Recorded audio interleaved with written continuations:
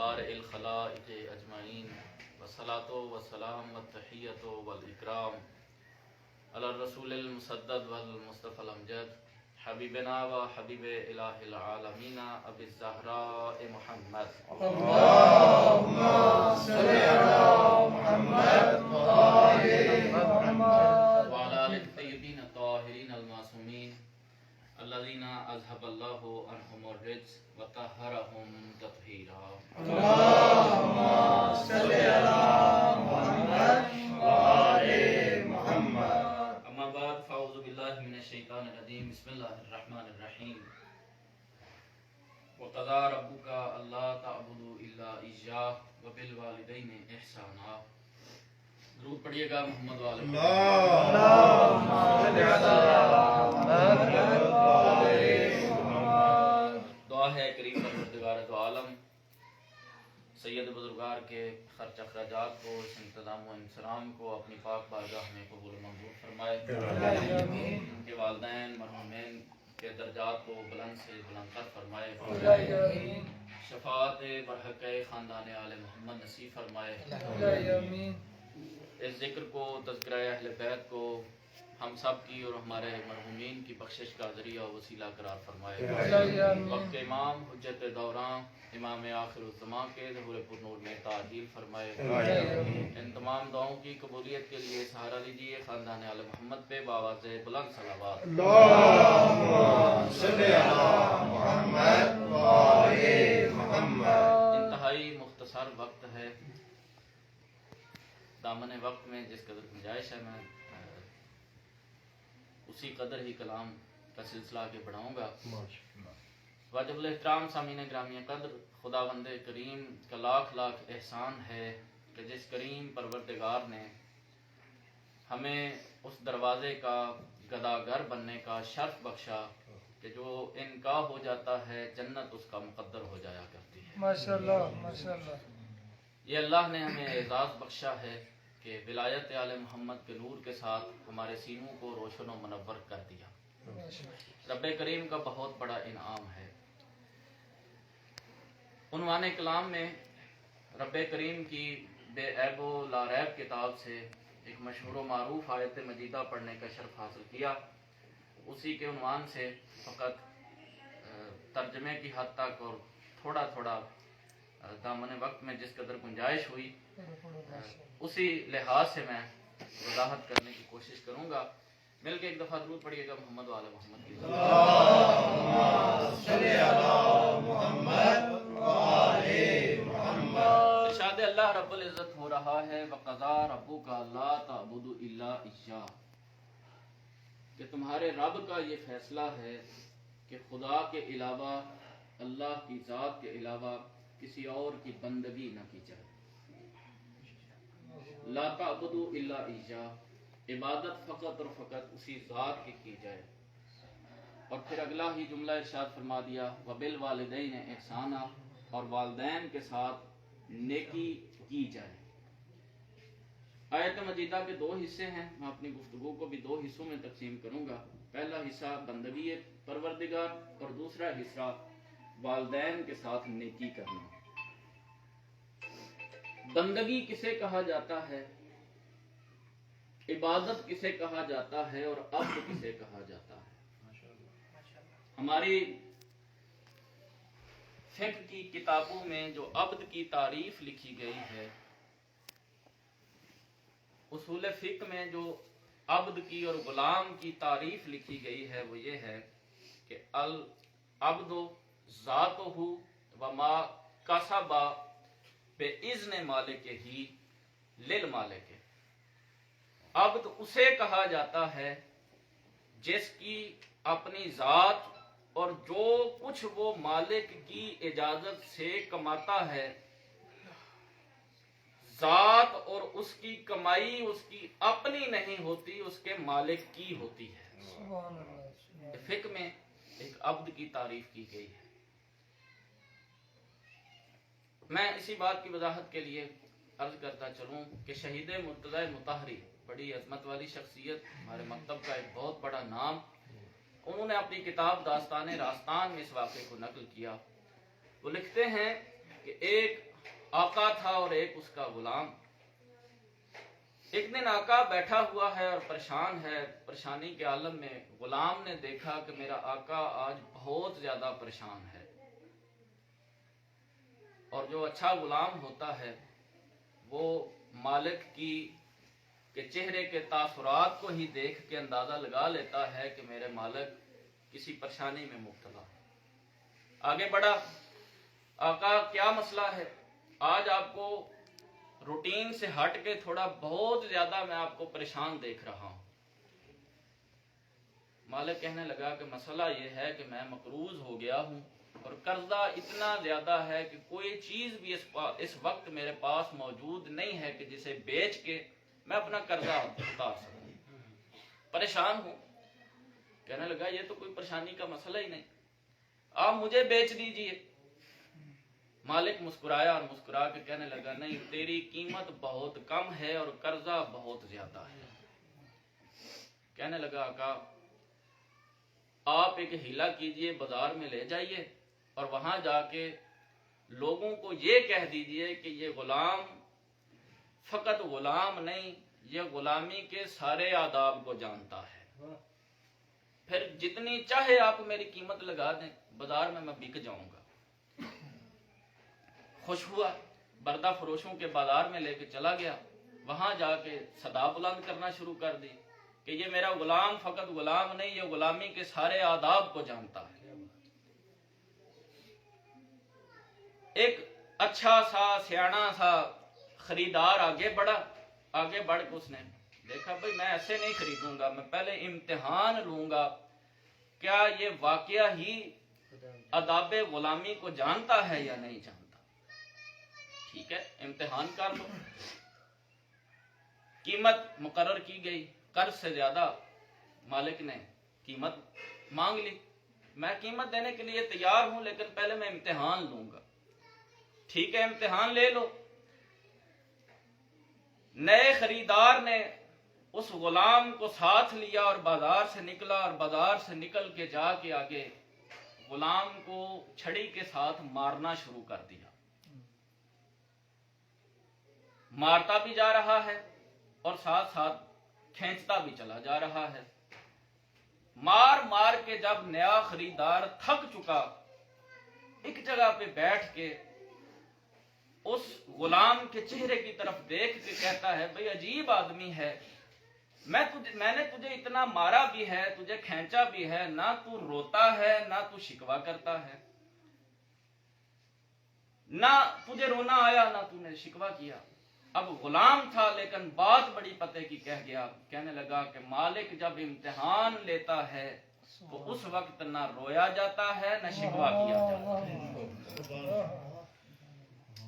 ادب غلامی یہ ہے کہ جب وہ آزمائے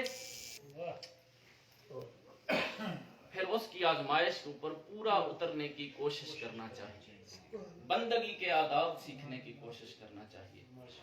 قضا ربک لا تعبدوا الا ایاہ. اس رب کا فیصلہ یہ ہے کہ بندگی اگر کسی کی کرنی ہے تو فقط اسی ذات کی جائے جو لائق بندگی ہے. اور یہ میں اپنی طرف سے نہیں، اور میں اکثر عرض کیا کرتا ہوں کہ اپنی طرف سے بات کرنا بھی نہیں چاہیے. بات قرآن کی ہونی چاہیے یا وارثان قرآن کی ہونی چاہیے.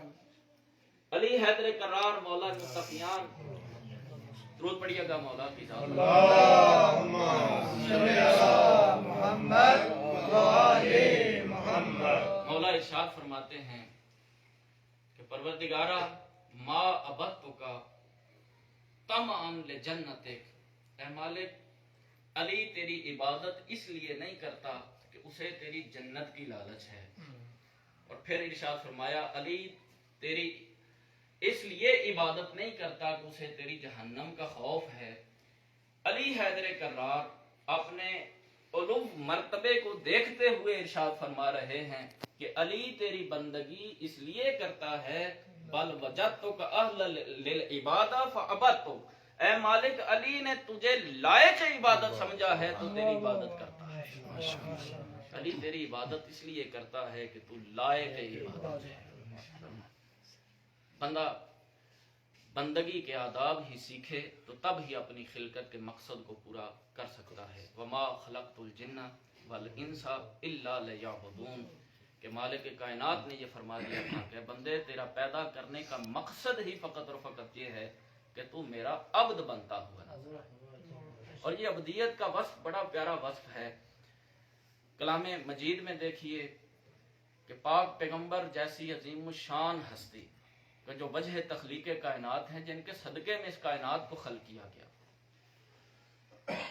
وہ ہستی جب قرب کی اعلیٰ منزل پہ رب کریم انہیں فائز کرنا چاہتا ہے، جسے معراج کہا جاتا ہے، تو وہاں جو لفظیں استعمال کی جاتی ہیں سبحان الذی سخرا، سبحان الذی سخرا، معذرت کے ساتھ میں اب سارے اساتذہ بیٹھے ہوئے ہیں، سبحان الذی اسرا بعبدہ، سبحان الذی اسرا بعبدہ، کہ پاک و پاکیزہ ہے وہ ذات کہ جو اپنے بندے کو لے کے گئی، اپنے عبد کو لے کے گئی۔ اللہ تبارک و تعالیٰ جب معراج کی اعلیٰ منزل پہ فائز کر رہا ہے تو وہاں جو صفت سب سے زیادہ نکھری ہوئی نظر آتی ہے اسے عبدیت کی وصف کہا جاتا ہے۔ اور پھر جو ساری دنیا سے ہم کلمہ پڑھوا کے جنہیں مسلمان کیا جاتا ہے جب، تو انہیں جہاں رسول اکرم صلی اللہ علیہ وآلہ وسلم کی نبوت اور رسالت کے اوپر ایمان لانا ضروری قرار دیا جاتا ہے، وہی کہا جاتا ہے کہ پہلے یہ اقرار کرو کہ اشہد ان محمدن عبدہ ورسولہ، پہلے عبدیت مصطفیٰ کا تذکرہ ہے، پھر رسالت مصطفیٰ کا تذکرہ ہے۔ اور میں عرض کرتا چلوں اور آپ رحمت تمام کروں، عزیزان محترم، بعد از رسول خدا جو سب سے عظمت والی ہستی ہیں وہ علی حیدر کرار نظر آتے ہیں۔ اتنی عظمتوں کی مالک عظیم الشان ہستی علی حیدر کرار، جو اوصاف، جو بے مثال کمالات رکھنے والی ہستی ہیں، اگر زندگی علی حیدر کرار کا مطالعہ کیا جائے تو میرا مولا جس چیز کے اوپر فخر کرتے ہوئے نظر آتے ہیں وہ تاریخ میں فقط ایک ہی جملہ ہے جس کے اوپر فخر کرتے ہوئے نظر آتے ہیں۔ علی حیدر کرار زوج بطول بنے، مقام شکر ہے لیکن فخر نہیں کرتے۔ علی حیدر کرار فاتح احد و بدر و حنین بنے، مقام شکر ہے لیکن فخر نہیں کرتے۔ فخر کا فقط ایک ہی جملہ ہے جو علی حیدر کرار کی زبان سے جاری ہوتا ہے، ارشاد فرماتے ہیں کفا بفخرا ان اکون لک عبدا، اے پروردگار علی کے فخر کے لیے اتنا ہی کافی ہے کہ علی تیرا بندہ ہے، علی تیرا عبد۔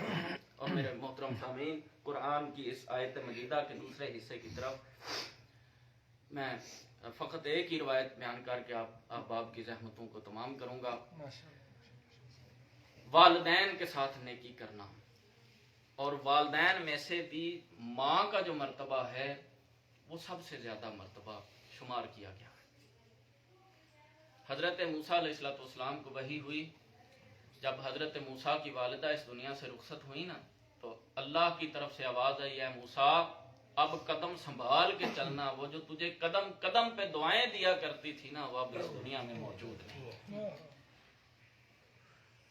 حضرت انس بن مالک اس روایت کے راوی ہیں، آخری روایت اور زحمت تمام روایت کرتے ہیں کہ میں پاک پیغمبر کی محفل میں بیٹھا ہوا تھا، اور کیا خوبصورت وہ محفل ہے، اور کیا اس محفل میں بولنے والی عظیم الشان ہستی خوبصورت ہیں کہ جن کی لفظ لفظ کے اوپر وحی الہی کی مہر لگی ہوئی۔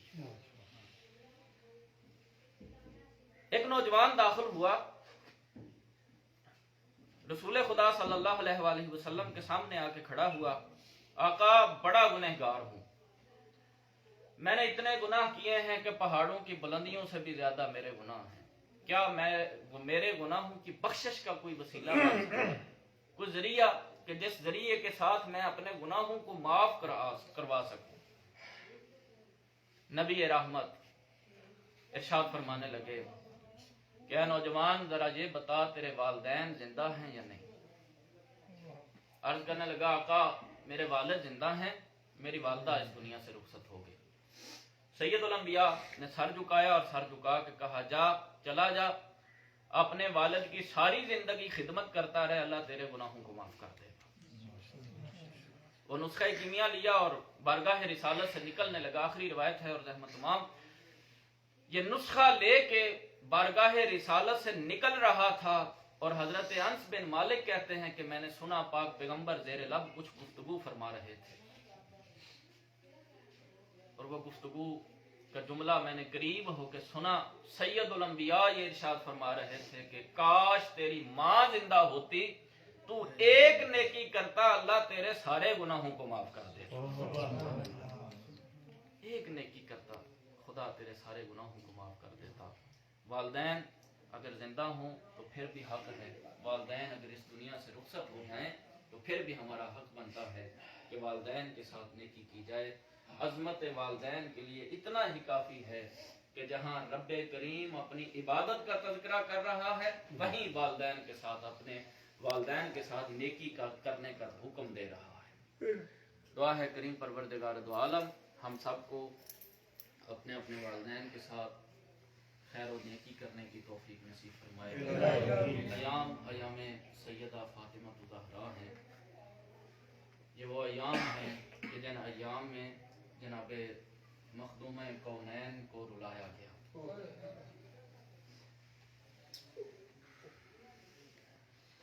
فضا سوگوار ہے، عزاخانے سجے ہوئے ہیں، جگہ جگہ پہ تذکرہ جناب سیدہ ہو رہا ہے۔ میں فقط ایک روایت ہی عرض کروں گا، گزشتہ دنوں کہیں عرض کر چکا کہ ایک رائٹر ہے، بڑے جارج جرداق نام کے ایک رائٹر گزرے ہیں، حضرت علی علیہ السلام کی سیرت کے اوپر انہوں نے کتابیں لکھی، مولا کے عدل سے متاثر تھے، علی حیدر کرار کی نہج البلاغہ کے خطبات سے متاثر تھے، ایک ایک خطبے کو 300 دفعہ پڑھنے والا یہ رائٹر لکھتے ہیں کہ میں نے علی حیدر کرار کی جنگوں کے تذکرے پڑھے ہوئے تھے، میں علی حیدر کرار کی بہادری و شجاعت کا قائل تھا، اور میں جانتا تھا کہ علی حیدر کرار کون سی عظمت والی ہستی ہیں، لیکن مجھے نہیں پتا تھا کہ فاطمہ الزہرا کون کس عظمت کی مالکہ ہستی کا نام ہے۔ یہ راز کب کھلا؟ کہتا میں نے تاریخ میں وہ روایت پڑھی کہ 2 چھوٹے چھوٹے بچے روتے ہوئے جب مسجد کے دروازے پہ علی کو شہادت فاطمہ کی خبر سنا رہے تھے، اور علی حیدر کرار جیسا بہادر و جری شخص حضرت فاطمہ کی شہادت کی خبر سن کے غش کھا کے زمین کے اوپر گر گئے۔ مجھے اس وقت پتا چلا کہ زہرا کی عظمت کیا ہے۔ وآخر دعوانا ان الحمدللہ رب العالمین۔ سیعلم الذین ظلموا ای منقلب ینقلبون۔ بر محمد و آل محمد باواز بلند صلوات۔